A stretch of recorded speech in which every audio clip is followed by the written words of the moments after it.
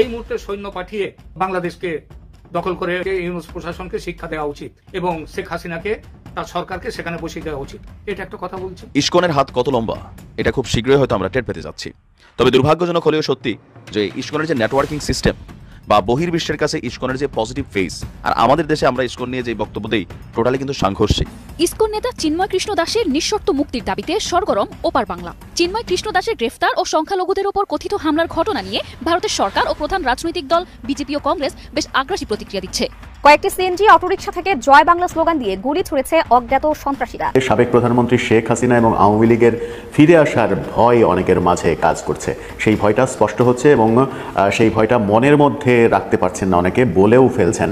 এরকম বাস্তবতা কেন তৈরি হলো? মাত্র 3 মাস পেরিয়েছে আওয়ামী লীগ সরকারের পতনের পরে, আওয়ামী লীগ আবার ফিরে আসে। আসসালামু আলাইকুম দর্শক, আজকে এই ভিডিওতে আপনাকে স্বাগতম। প্রিয় দর্শক, বর্তমানে বাংলাদেশের অবস্থা এবং রাজনৈতিক শৃঙ্খলা কি তারই আলোকে আপনাদের সামনে বেশ কিছু গুরুত্বপূর্ণ ভিডিও নিয়ে হাজির হয়েছি। সেই ভিডিওগুলো দেখলে আপনারা রীতিমতো অবাক হয়ে যাবেন। প্রিয় দর্শক, তাই আমি আর দেরি না করে চলে যাব মূল ভিডিওতে যাওয়ার আগে যারা আমার চ্যানেলটি সাবস্ক্রাইব করে তাদেরকে অসংখ্য ধন্যবাদ। আর যারা এখন আমার চ্যানেলটি সাবস্ক্রাইব করে তারা সাবস্ক্রাইব করে ফেলুন এরকম ধরনের সকল আপডেট সবার আগে পেতে। ইউরোপীয় ইউনিয়ন এটা কিন্তু অত্যন্ত একটা শক্তিশালী সংগঠন। এই সংগঠন তাদের কাছেও চলে গেছে ইউনূসের প্রশাসন, মোল্লা ইউনূসের প্রশাসন বাংলাদেশে কি করছে সেই ব্যাপারগুলোতে।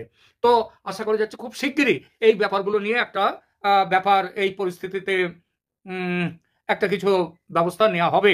এখন এই যে পরিস্থিতিগুলো তৈরি হয়েছে এবং হচ্ছে ক্রমশ, ভারত এখানে কিভাবে এগোতে পারে এটা একটা বড় প্রশ্ন। আমাদের অনেকেই বলছেন যে এই মুহূর্তে সৈন্য পাঠিয়ে বাংলাদেশকে দখল করে, দখল নয়, বাংলাদেশকে তাদেরকে ইউনূস প্রশাসনকে শিক্ষা দেওয়া উচিত তাদেরকে এবং শেখ হাসিনাকে তার সরকারকে সেখানে বসিয়ে দেওয়া উচিত। এটা একটা কথা বলছে। আবার একটা এইভাবে কথা চলছে যে বাংলাদেশে এক্ষুনি ভারত যুদ্ধে না যাওয়াটাই, সেটা ভারতকে তো অনেক দিক ভেবেচিন্তে তারপরে কাজ করতে হয় একটা দেশের সরকারকে। এটা তো আর ওই মোল্লা ইউনূসের সরকার নয় যে যা খুশি মাথায় এলো আর এমনি করে নেওয়া হলো, জঙ্গিদের হাতের পুতুল হয়ে গেল শান্তির নোবেল জয়ী। তো ভারত তো তা করতে পারে না। তো ভারত যেগুলো করতে পারে সেই ব্যাপারগুলো অনেক সময় আস্তে আস্তে ধাপে ধাপে এগোতে হয়। যুদ্ধটা শেষ ধাপ। আর ভারতের একটা জিনিস মনে রাখবেন, ভারতের বারবার নরেন্দ্র মোদী একটা কথা ইউক্রেন রাশিয়ার প্রসঙ্গ নিয়ে বারবার তিনি বলেছেন যে যুদ্ধ দিয়ে কোনো সমস্যা মেটে না। যেহেতু বাংলাদেশের কাছে ভারতের সৈন্য পাঠাবার কোনো দরকার হয় না, আমাদের বিএসএফই বাংলাদেশকে ঠিক করে দিতে, টাইট করে দিতে যথেষ্ট। কিন্তু প্রশ্নটা হচ্ছে সেটা এই মুহূর্তে করাটা কতটা যুক্তিসঙ্গত হবে, এটাও একটা প্রশ্ন। আমাদের এই বিষয়টি নিয়ে আমাদের একটু পশ্চিমবাংলায় গতকাল বিজেপি, ভারতীয় জনতা পার্টি, এখানকার বিরোধী দলনেতা শুভেন্দু অধিকারীর নেতৃত্বে কালকে সমস্ত বিধানসভার সদস্যরা, বিজেপির সদস্যরা, তারা গতকাল বাংলাদেশ দূতাবাসে গিয়ে সেখানে 8 জনের প্রতিনিধি দল বাংলাদেশের দূতাবাসকে তাদেরকে বলেছে, তাদেরকে স্মারকলিপি দিয়েছে, ইমিডিয়েটলি ওখানে চিন্ময় দাসকে মুক্তি দেওয়া হোক, হিন্দুদের উপর অত্যাচার করা হচ্ছে, সংখ্যালঘুদের উপর যে অত্যাচার করা হচ্ছে সেগুলো বন্ধ করা হোক না, এটা বলেছেন। আমি জানতে পারলাম যে হাই কমিশনার কলকাতার তিনি বলেছেন দিল্লিতে তাদের যোগাযোগ করবেন, যোগাযোগ করে তারপরে এই ব্যাপারগুলো এবং তারা দেশেও এই ব্যাপারগুলো নিয়ে কথা বলবেন। এই রিপ্রেজেন্টেশন সেটা তো বলতেই হবে, কারণ একটা রাজনৈতিক দল রিপ্রেজেন্টেশন দিচ্ছে, সেটা তো যথাস্থানে পৌঁছে দেওয়ার দায়িত্ব তো তাদের অবশ্যই আছে। এখন প্রশ্নটা হচ্ছে এরপরে একটা দাবি অনেকেই তারপরে বলছেন এরপরে কি করছে পশ্চিমবাংলায় বিজেপি অলরেডি বলে দিয়েছে রবিবারের মধ্যে, আজ বৃহস্পতিবার, শুক্র, শনি, রবিবারের মধ্যে যদি চিন্ময় দাসকে মুক্তি না দেওয়া হয় তাহলে তারা অবরোধ তৈরি করবে। 2রা জানুয়ারি থেকে অবরোধ তৈরি হবে, এই 2রা ডিসেম্বর থেকে। এবং পশ্চিমবাংলা থেকে, ভারত থেকে কোনো পণ্য, বিশেষত খাদ্যপণ্য তো বটেই, যেটা এখান থেকে যাওয়ার দরকার, এখন তো অন্য পণ্য যাচ্ছেই না, খাদ্যপণ্য না গেলে তো সেখানে দুর্ভিক্ষে মরবে সব, তো সেইটা অবরোধ করবে। এবং অলরেডি গতকাল যে পেট্রাপোল বেনাপোল বর্ডার যে শহরে আছে বনগা, সেই বনগাতে বিজেপি গতকাল বিশাল মিছিল করে তারা শহরে বিভিন্ন স্থান প্রদক্ষিণ করে রাস্তা অবরোধ করা শুরু করে দিয়েছে গতকাল থেকে। পণ্য পাঠানো বন্ধ, খাদ্যপণ্য, এবং সেটা না গেলে বাংলাদেশের যে কি হাল হবে সেটা তো বোঝাই যায়। তো ভারত সরকার কিন্তু কিছু করছে না। ভারত সরকার পণ্য পাঠাবার, যেটা যেমন ওরা চেয়েছে এখন 50,000 টন চাল চেয়েছেন ইউনূস সরকার ভারতের কাছে, পণ্য বয়কট করবে না, চাল চেয়েছে 50,000 টন, না পেলে সেখানকার মানুষকে না খেয়ে মরতে হবে।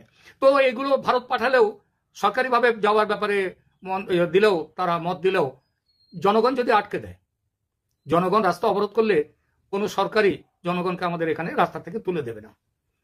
তাদের দায়িত্ব হচ্ছে সম্পর্কটা ঠিক রাখা। ওরা খেতে গেলে বাঁচতে গেলে ভারতের কাছে হাত পাততে হবে, খাবার দাও নইলে না খেয়ে মরতে হবে। আর ভারতের খাবার খেয়ে পেটটা ভর্তি করে নিয়ে তারপর ভারতের বিরুদ্ধে চিৎকার করা। হ্যাঁ, বলছিলাম আওয়ামী লীগ আবার ফিরে আসবে এরকম ভয় পাচ্ছেন অনেকে, এবং সেই ভয়ের কথা অকপটে বলছেনও। বাংলাদেশকে কেন্দ্র করে বর্তমান উদ্ভূত পরিস্থিতি আজকেও আমরা দেখলাম শেরপুরে মুর্শিদপুর আস্তানা, পীরের আস্তানা, সেই আস্তানা তৌহিদি জনতার নামে হাজার হাজার মানুষ লাঠিসোঁটা নিয়ে যেয়ে ভেঙেছে, লুটপাট করেছে, আগুন দিয়েছে এবং আর্মি সেটা তাকিয়ে তাকিয়ে দেখেছে। এরকম ঘটনা প্রতিদিনই কোনো না কোনো পর্যায়ে ঘটছে। ইসকনকে নিয়ে যে ঘটনা, সেই ঘটনা বিশ্বব্যাপী শোরগোল তুলেছে। ওদিকে ভারত থেকে নানা রকমের গুঞ্জন ছড়ানো হচ্ছে। ভারত তাদের সেনা বর্ডারে সেনা নিয়োজিত করার চেষ্টা করছে, সেই প্রসেসে আছে, মিসাইল রেডি হচ্ছে, এরকম নানা রকমের গুঞ্জনের মাঝে বিএনপি মহাসচিব মির্জা ফখরুল ইসলাম আজকে ঢাকার একটা অনুষ্ঠানে বললেন তার ভয়ের কথা। তিনি ভয় পাচ্ছেন যে ফ্যাসিজম আবার ফিরে আসতে পারে। সেরকম পরিস্থিতি আমরা নিজেরাই তৈরি করছি, নিজেদের মধ্যে নিজেরা যে বিভাজন তৈরি করছি, যার ফলে ফ্যাসিবাদ আবার ফিরে আসতে পারে। ফ্যাসিবাদ বলতে অবশ্যই আওয়ামী লীগ এবং শেখ হাসিনাকেই তিনি বুঝিয়েছেন। এটা বুঝতে অনেক বেশি জ্ঞানী হওয়া লাগে না। মির্জা ফখরুল কি বললেন? মির্জা ফখরুল যা বললেন তার একটু অংশবিশেষ চলুন শুনি আগে, তাহলে ব্যাপারটা বুঝতে আমাদের সুবিধা হবে। মির্জা ফখরুল বলার চেষ্টা করলেন ফ্যাসিবাদ যে কোনো সময় ফিরে আসতে পারে, সেই আশঙ্কা করে মির্জা ফখরুল বলেছেন দুর্ভাগ্যজনকভাবে এমন কতগুলো কাজ করছি আমরা যার মধ্য দিয়ে ফ্যাসিবাদের ফিরে আসার সম্ভাবনা অনেক বেড়ে গেছে। অর্থাৎ আমরা নিজেরা কাজ করছি, তারা নিজেরা বিভিন্ন ধরনের কাজ করছেন, এমন কথা বলছেন। এবং তিনি মূলত বৈষম্যবিরোধী আন্দোলনের পরে নিজেদের মধ্যে যে বিভাজন তৈরি হয়েছে, সরকার এক পক্ষ, বিএনপি এক পক্ষ, জামাত এক পক্ষ, বৈষম্যবিরোধী ছাত্ররা এক পক্ষ, সব মিলিয়ে অনেকগুলো পক্ষ তৈরি হয়েছে এবং এই পক্ষের মাঝে শেখ হাসিনা কিংবা আওয়ামী লীগ আবার ফিরে আসলে অবাক হওয়ার কিছু থাকবে না, তেমনটাই তার ভাষ্য। তিনি ইসকন প্রসঙ্গে বলেছেন যে ইসকন প্রসঙ্গে ভারতের গণমাধ্যম থেকে তাকে প্রশ্ন করা হচ্ছে, জানিয়ে বলেছেন তাদের একটাই প্রশ্ন, ইসকনের ব্যাপারে কি করছেন। প্রশ্নটি উদ্দেশ্য প্রণোদিত। একটা অবস্থা তারা তৈরি করতে চাই, প্রথমবার ব্যর্থ হয়েছে, আবার তারা তৈরি করতে চাই, আমরা যেন সেখানে বিভাজন তৈরি না করি। তিনি বারবার একটা কথাই বলেছেন, নিজেদের মধ্যে বিভাজনের কথা। তরুণদের উদ্দেশ্যে তিনি বলেছেন আপনারা দায়িত্বে এসেছেন, এই দায়িত্বকে দায়িত্বশীলভাবে পালন করতে হবে, জাতিকে সামনে রেখে পালন করতে হবে। এমন কোনো হঠকারী কাজ আমরা করব না যেন আবার অন্ধকারে চলে যায়। অর্থাৎ নিজেরা এমন কোনো কাজ করব না যেন অন্ধকারে চলে যায়, এমন কথাগুলো তিনি বলার চেষ্টা করেছেন। তিনি বলেছেন যারা ফ্যাসিবাদের বিরুদ্ধে লড়াই করছে তারা কোন বিভাজন তৈরি করছে, এমন প্রশ্ন রেখেই তিনি বলেছেন বিভিন্ন জায়গায় বিভিন্ন কথা শুনলে ভয় লাগার কথা, ভয় লাগে। ভয় কেন লাগে? পুরো আন্দোলনকে ভিন্ন দিকে নেওয়ার চেষ্টা করা হচ্ছে, এমনটা তার ভাষ্য। অর্থাৎ বৈষম্যবিরোধী আন্দোলনের যেটা হয়েছে সেই আন্দোলনটাকে ভিন্ন দিকে নেওয়ার চেষ্টা হচ্ছে, নিজেদের মধ্যে বিভাজন হচ্ছে, ইসকন সহ বিভিন্ন বিষয় নিয়ে নিজেদের মধ্যে বিভাজন তৈরি হচ্ছে। গতকালকে তিনি বলেছিলেন যে বিদেশে বসে থেকে কেউ কেউ ইন্ধন দিচ্ছে, উস্কে দিচ্ছে, সেই উস্কানিতে আমরা নাচানাচি করছি, এরকম নানা বিষয় কিন্তু কাজ করছে। এই নানা বিষয় কাজ করার মাঝখানে সব থেকে উল্লেখযোগ্য যে ব্যাপারটা সেটা হচ্ছে ভয়। 3 মাস পেরিয়েছে, 3.5 মাসের পথে এই সরকার। 3.5 মাসের মধ্যেই আওয়ামী লীগ পতনের পরে আবার আওয়ামী লীগ ভয় ধরিয়ে দিয়েছে যে তারা ফিরে আসতে পারে। এটা কোনোভাবেই শুভ লক্ষণ নয়। তাতে বৈষম্যবিরোধী আন্দোলন মাঠে মারা যাবে, বৈষম্যবিরোধী আন্দোলনের মূল স্পিরিট নষ্ট হবে। সেই ক্ষেত্রেই অনেকে যে আলোচনাটা করার চেষ্টা করেন সেটা হচ্ছে বৈষম্যবিরোধী ছাত্র আন্দোলন যারা করেছে, বিশেষ করে সমন্বয়করা, তাদের লাগামহীন কর্মকাণ্ড, লাগামহীন কাজকাম।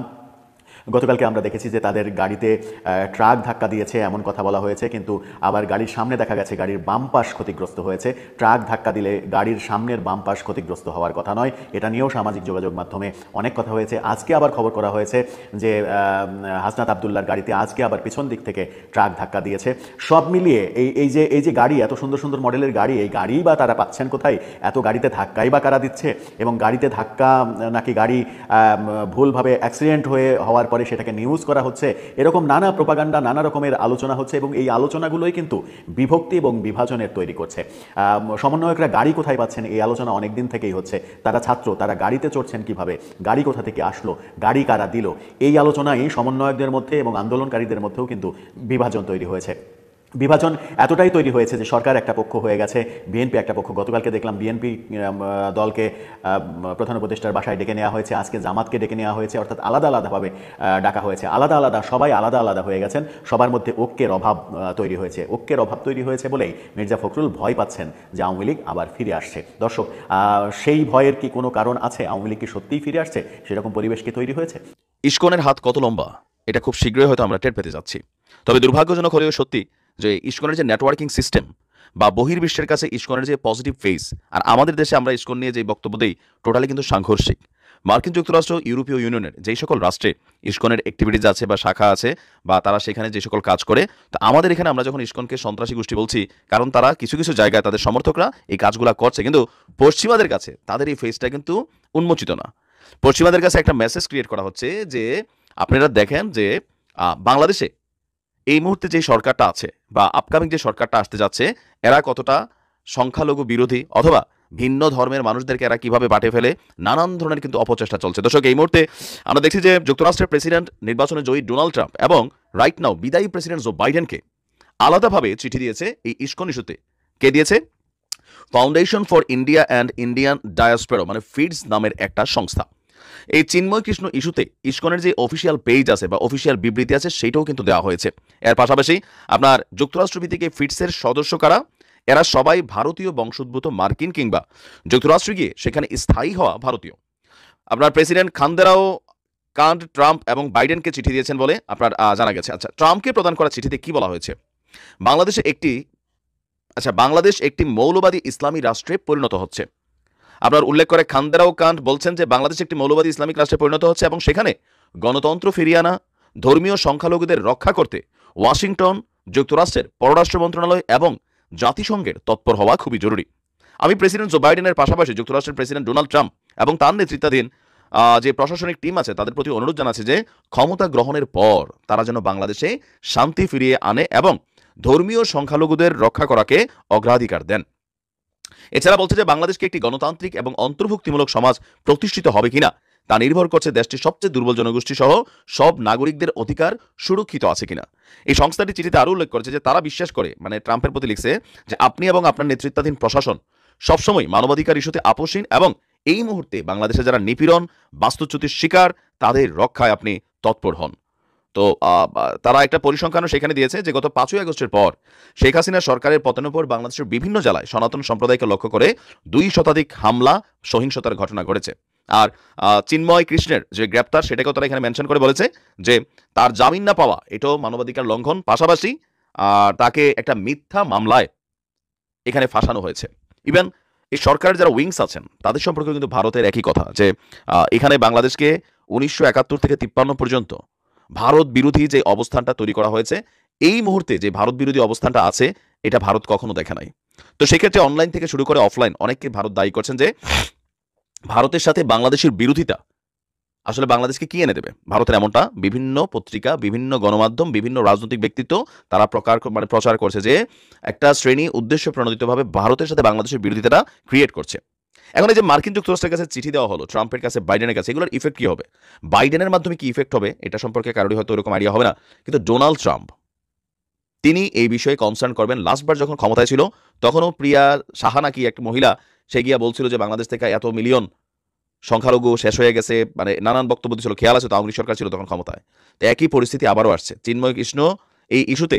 আমি দেখছি যে যুক্তরাষ্ট্রের সাথে বাংলাদেশকে একটা পেচকি লাগানোর জন্য ভারতের এই টিমটা কিন্তু ট্রাই করছে। সো আমাদের পররাষ্ট্র মন্ত্রণালয়ের উচিত বিষয়টাকে ডিল করা। যুক্তরাষ্ট্রের যে আমাদের এখানে রাষ্ট্রদূত আছেন তার সাথে এই বিষয়গুলো, কারণ তিনি তো বাংলাদেশে থাকেন, প্রেক্ষাপট দেখছেন, ওই চিঠির মধ্যে কি লিখলো, বাস্তবে কি ঘটছে এটা কিন্তু তিনি জানেন। তাকে এটা অবহিত করা খুবই জরুরি, নয়তো প্যাচ লাগবে। আজকে এই প্রথমবারের মতো আওয়ামী লীগ সভানেত্রী শেখ হাসিনা ভারত থেকে একটা স্টেটমেন্ট দিয়েছেন বাংলাদেশের পরিস্থিতির উপর, এবং তার এই বিবৃতি প্রকাশিত হয়েছে বাংলাদেশ আওয়ামী লীগের যে ভেরিফাইড ফেসবুক পেজ আছে সেখানে কিছুক্ষণ আগে সেটা প্রকাশ করা হয়েছে।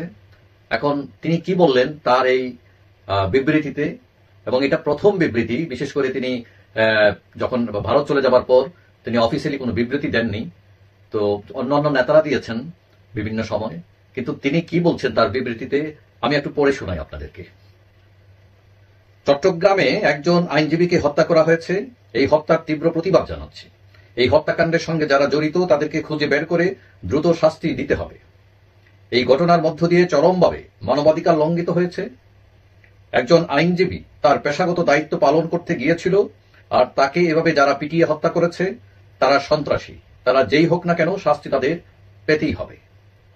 অর্থাৎ শেখ হাসিনা তিনি এই হত্যাকাণ্ডের বিরুদ্ধে অবস্থান নিয়েছেন, তিনি তার শাস্তি দাবি করেছেন। তিনি আরো লিখেছেন, অসাংবিধানিকভাবে ক্ষমতা দখলকারী ইউনূস সরকার যদি এই সন্ত্রাসীদের শাস্তি দিতে ব্যর্থ হয়, তাহলে মানবাধিকার লঙ্ঘনের দায়ে তাকেও শাস্তির মুখোমুখি হতে হবে। সরকারকেও তিনি এক ধরনের হুমকি দিলেন। দেশবাসীর প্রতি আমি আহ্বান জানাচ্ছি, এই ধরনের সন্ত্রাস ও জঙ্গিবাদের বিরুদ্ধে সবাই ঐক্যবদ্ধভাবে রুখে দাঁড়ান। সাধারণ মানুষের জানমালের নিরাপত্তা নিশ্চিত করা জরুরি। তিনি আরো লিখেছেন, বর্তমান ক্ষমতা দখলকারীরা সর্বক্ষেত্রেই ব্যর্থতার পরিচয় দিয়ে চলছে। নিত্য প্রয়োজনীয় দ্রব্যমূল্য নিয়ন্ত্রণ করতে ব্যর্থ, মানুষের জীবনের নিরাপত্তা দিতে ব্যর্থ। সাধারণ মানুষের উপরে প্রত্যক্ষ ও পরোক্ষভাবে এইসব নির্যাতনের তীব্র নিন্দা জানাই।